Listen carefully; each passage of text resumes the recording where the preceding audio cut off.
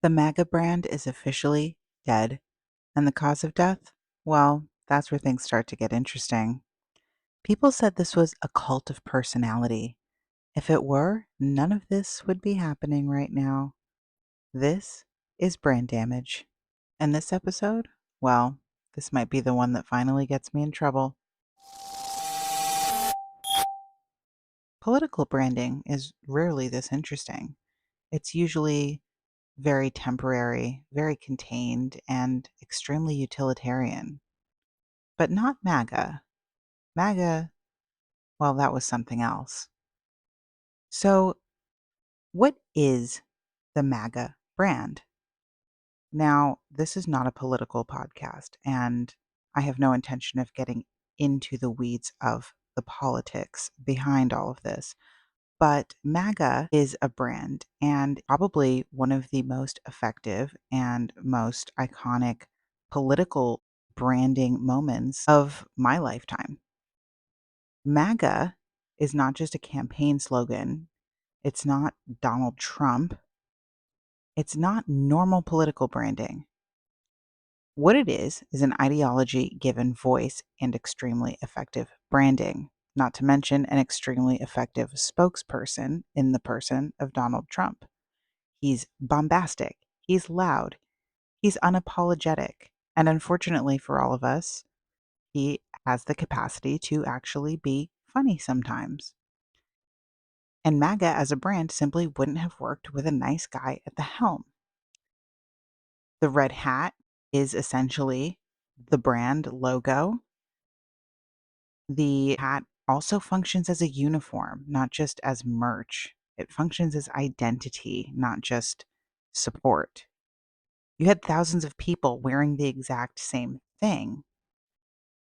And it outlived the campaign, it outlived the presidency, it outlived him losing in 2020 because it didn't really represent him. It represented a movement.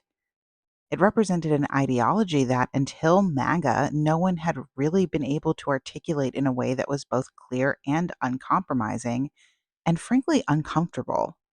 Comfort is boring, comfort is safe. Discomfort, however, can be surprisingly effective. And the reason that it worked, the mechanism for that, is that the brand was essentially a proxy for something bigger. So people weren't loyal to a hat, they were loyal to what it stood for. The brand is an idea, it's an ideology, it's an identity, and that creates loyalty. So supporting him felt like supporting the idea. Yes, there are many people who see them as one and the same. You still see them, the boomers wearing the hat at Walmart and Costco, but they're clinging to something that has already become a relic, and we'll get into that later. So, what was the peak of the MAGA brand? I would argue the peak was Butler, Pennsylvania, and the attempt on Donald Trump's life. The second that happened, I knew he was going to win, not because of politics, not because of his opponents, but because that attempt created a moment that pushed unstoppable momentum. It created emotional consolidation with virtually zero fragmentation and an instant rally effect. Everybody that supported him, even marginally, suddenly rallied around him and around the ideology of MAGA and around the idea. It's not just a political campaign reaching its peak. That is also what a fully intact brand looks like at its peak. It was the same rallying effect that happened on the right when Charlie Kirk was assassinated. And of course, that didn't last nearly as long, but that's a different episode. We've already discussed the beginnings of that brand fracture, but don't worry, we'll circle back because there is more happening there, as I'm sure you're aware. So, what actually went wrong? Everything was going so well. Well, what happened most recently is that Donald Trump simply went off brand. We could talk about policy shifts on things like Iran, Israel, the Epstein files. Promises made, promises kept, a slogan that we heard over and over, became promises made, promises broken, and by the way, we're going to gaslight you about it. He started attacking long-standing allies with enormous amounts of influence and picking fights within his own ecosystem. And let's not forget the incredible decision to go after the Pope for some reason on social media and then to post AI images of himself essentially depicted as Jesus Christ before gaslighting everyone about it. Truly confusing for both the people making constant accusations of Christian nationalism as well as the Christian nationalists themselves.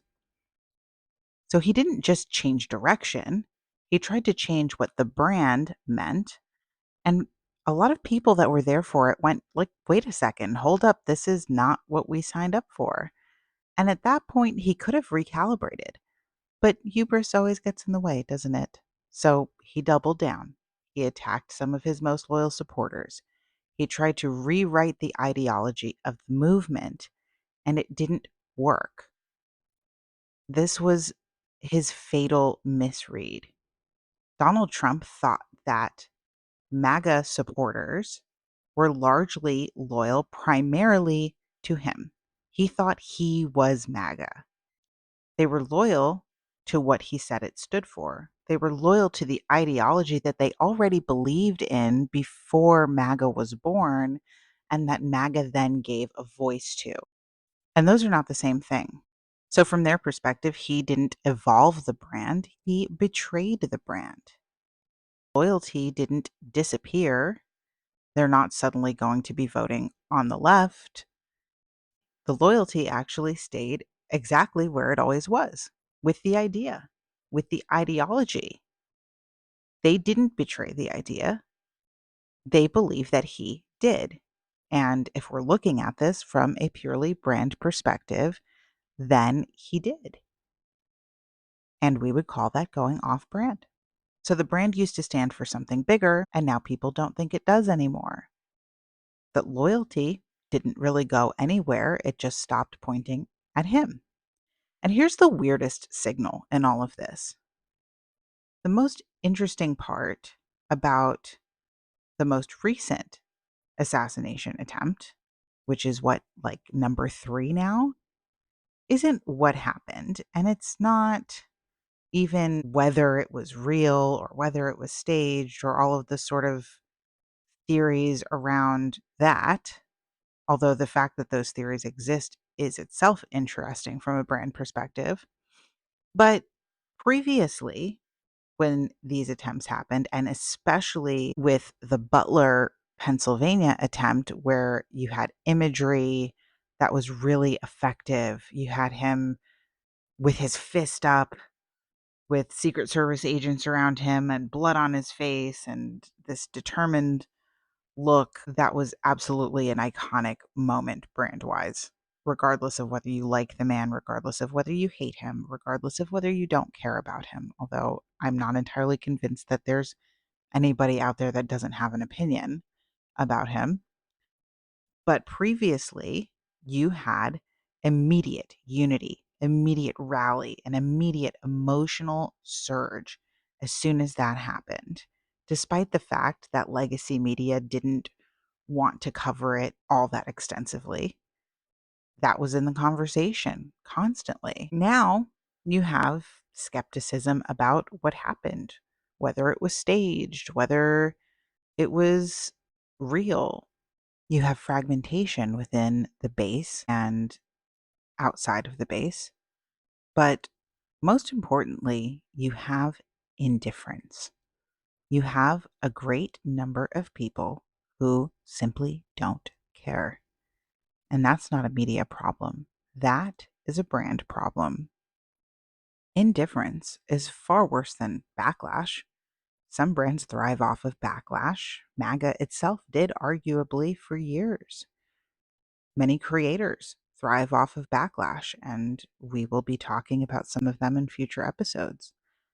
But indifference is quite literally the silent killer. And that's exactly how we know that MAGA actually never was a cult of personality. For years, people said that this was blind loyalty to one person, but if that were true, none of this would be happening. And that's what makes this so much worse than normal backlash because it's not outrage as much and it's not disagreement as much. It's simply people disengaging. And I mean, yes, there are people who are pissed off, who felt that they invested a great deal into this and are not receiving the return on that investment that they expected. But by and large, what you're seeing is people taking the hat off, throwing it aside, and saying, this doesn't mean anything anymore. And I wash my hands of it. So let's imagine for a moment that the most recent assassination attempt at the Correspondents' Dinner was, in fact, a staged event, as many people believe that it was. And I am not here to render any kind of verdict or give any opinion as to whether it was staged or whether it wasn't. Frankly, that doesn't even interest me. But let's assume, for argument's sake, that it was staged. What that would mean is that it actually did not have the effect that it was supposed to have at all. Because if it was staged, then the reason for that would need to have been to generate the same kind of rallying, centralization, unification that we saw after Butler, Pennsylvania, that we saw after Charlie Kirk. And in this situation, this is the first time we've seen nobody really care. In fact, people are more interested in whether it was even real or whether it was staged and some kind of government operation than they are about his safety and future attempts on him. And as of the time of this recording, I think I've just seen something in the news about another incident at the White House itself. And so these are starting to lose their weight, whether they're real or whether they're not. It's starting to get to a point where the unification and the rallying and the outrage that's supposed to bring everybody that supports MAGA together is doing nothing. And the reason for that is because MAGA is dead, doesn't exist anymore, not in any really meaningful way. And nobody is buying hats because somebody tried to off Donald Trump at a correspondence dinner. So, another thing that's interesting is that there really is no successor here to the MAGA brand. This is sort of a failed evolution. There's no obvious successor to the brand. And that also contributes to the feeling that it's simply just dead. There's the whole America First pivot, which isn't something that's ever going to gain the same kind of traction and level of iconic movement that MAGA did. And I think the most obvious successor would have been the TPUSA Charlie Kirk movement were Charlie still with us. Normally, energy moves somewhere else. It's not really landing anywhere. TPUSA has aligned itself entirely with Donald Trump. And as we discussed in the first episode on this podcast, has backtracked on a number of Charlie's positions that are actually a lot more popular and more in line with that audience. So the opportunity for them to become the successor or the obvious pivot point, the obvious turning point, one might say, is completely out the window. And that's another brand that is basically dead in the water. But like I said, we'll circle back to them. Let's go back to the hat for just a moment because the hat used to mean something very specific. It went far beyond being just campaign merch a long time ago. And it became a uniform, it became an identity signal. And now it's starting to feel like a relic. You have the older audience that is, by all means, still wearing it, but the younger audience that had just kind of jumped on board in the last couple of years is already disengaging from it. It's the same symbol, but now holding a very different meaning. Like many other iconic pieces of branding that people might have worn on their person that have since gone by the wayside, it no longer signals the same status and identity that it used to. And so the people that used to wear it for that reason have hung it up. This isn't a brand that's struggling. This is a brand that broke. MAGA didn't fade out, it didn't evolve, it collapsed. When a brand is built on loyalty and that loyalty stops showing up on command, that's not a rough patch. That's a failure state. And when even an assassination attempt doesn't rally the base anymore, you're not looking at a movement. You're looking at what's left after one. When people stop reacting the way they used to on either side, whether that's in support or against, that's when you know it's over. Political branding is usually kind of boring, right? You usually have a campaign slogan that people forget as soon as the campaign is over. Maybe you have some buttons, maybe you have a t-shirt or a banner on social media, that kind of thing. Some of you may remember back in the day when the Facebook frames and overlays were a big deal. And I challenge you to sit there and see if you can think of any political branding moment that was ever as iconic and long lived as Make America Great Again.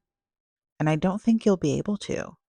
We could talk about Hillary Clinton and I'm with her, or we could talk about Barack Obama and I'm not even sure exactly what his was. Was it Yes We Can or something like that? Usually, what you get is like a lot of American flag derived kind of imagery and something that is sort of sterile and temporary. I think Kamala Harris had something like Kamala Harris for the People, which was a little bit better, but not something that has a lot of staying power because typically with political branding, the candidate is baked into that. And so if they win, it's not necessary anymore anyway. And if they lose, it's still not necessary anymore. And it just kind of dies, and that's the end of it. This was probably the most effective and iconic political branding exercise of my entire lifetime, and probably long before that. And now, in the course of just a few weeks, a series of very unfortunately timed tweets, along with brimming and boiling frustration at off brand pivots away from the policy that should have been exemplified by the MAGA brand, it is now in its casket. If I wanted to be charitable, I might say that it was on life support and the death certificate was already signed and it was just waiting for somebody to unplug it. But even that feels a little bit too generous. My assessment, MAGA is dead. And at this point, there's no bringing it back.